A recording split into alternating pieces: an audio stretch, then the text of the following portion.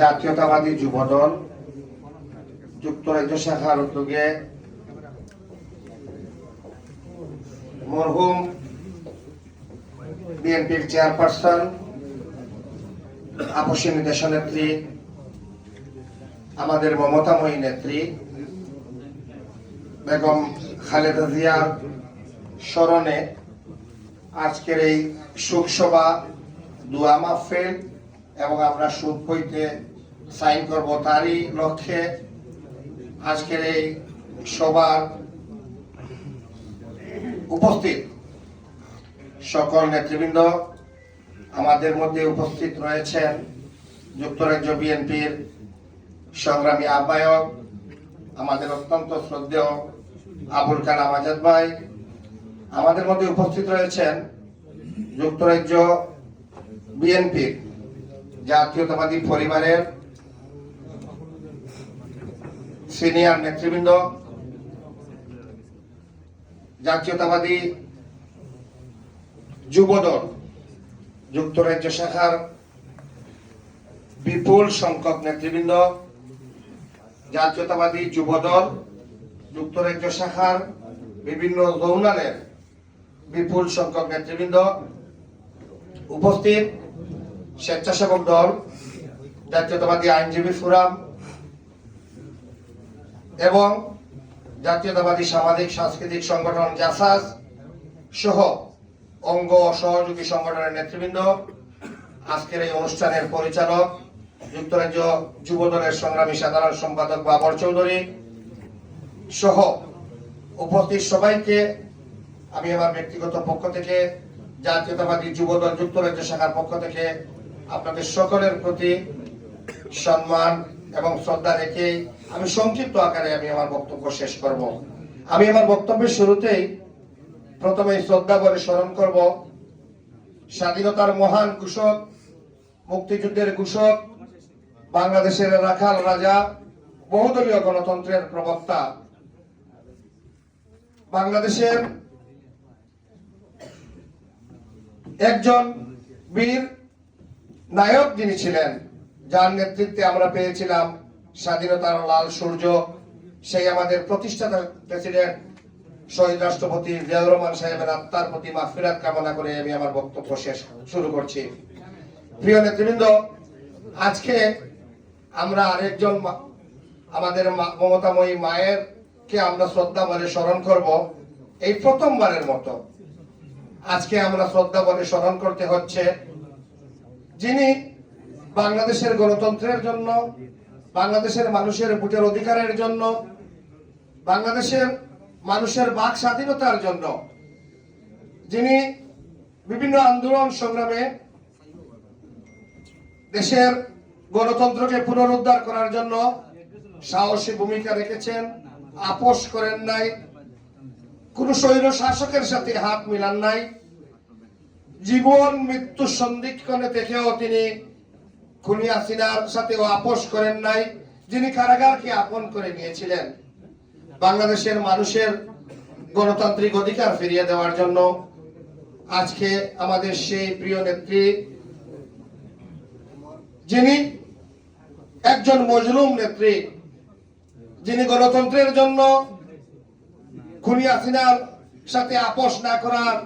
কারণে খুনি হাসিনা যাকে তিলে তিলে নিঃশেষ করে ফেলেছে, কারাগারে নির্যাতনের উপর নির্যাতন করেছে, পয়জন দিয়ে হত্যার চেষ্টা করেছে এবং ধীরে ধীরে তাকে মৃত্যুর কোলে ধাবিত করেছে। আমরা সেই প্রিয় নেত্রী, বাংলাদেশের গণমানুষের নেত্রী, যিনি ছিলেন বাংলাদেশের ভবিষ্যৎ, যিনি ছিলেন বাংলাদেশের অতীত, যিনি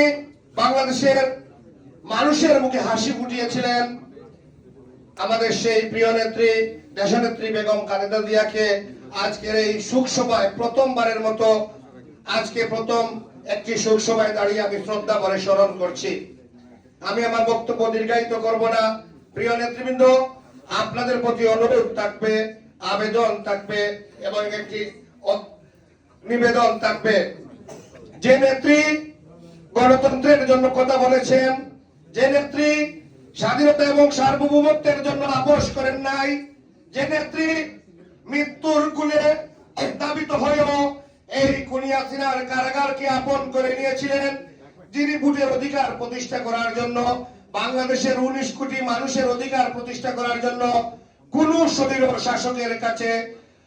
স্বৈরাচারী এরশাদ সরকার, খুনি হাসিনার সরকার, কোন সরকারের সাথে তিনি আপোষ করেন নাই। যে নেত্রী চেয়েছিলেন বাংলাদেশের মানুষের গণতন্ত্র, স্বাধীনতা এবং সার্বভৌমত্ব রক্ষা করা, আজকে সেই নেত্রী আমাদের মধ্যে নেই। কিন্তু আমি মনে প্রাণে বিশ্বাস করি বাংলাদেশের 19 কোটি মানুষের হৃদয়ে, ভালোবাসায়, অন্তরে আজীবন বেঁচে থাকবেন আমাদের প্রিয় নেত্রী, আমাদের হৃদয়ে। আর আমাদের নেত্রীর সেই কথাগুলি, সেই আদর্শ, সেই চিন্তা চেতনা আমরা বুকে ধারণ করে আগামী দিনের যদি বাংলাদেশ গড়তে হয়, যদি সবাই রাষ্ট্রপতি জিয়াউর রহমানের স্বপ্নের বাংলাদেশ গড়তে হয়, যদি দেশনেত্রী বেগম খালেদা জিয়ার স্বপ্নের বাংলাদেশ গড়তে হয়, আমরা আমাদের আদর্শকে বুকে ধারণ করে, আমাদের আদর্শকে বুকে লালন করে আমাদের প্রিয় নেতা আগামী দিনের বাংলাদেশ, যিনি বাংলাদেশের 19 কোটি মানুষের হৃদয়ের স্পন্দন, ইতিমধ্যে যিনি বাংলাদেশের একজন শহীদ রাষ্ট্রপতি জিয়াউর রহমানের উত্তরসূরি হিসেবে প্রমাণ করেছেন, যিনি দেশনেত্রী বেগম খালেদা জিয়ার একজন সুসন্তান হিসেবে, বাংলাদেশের নেতা হিসেবে প্রমাণিত হয়েছেন, সেই প্রিয় নেতা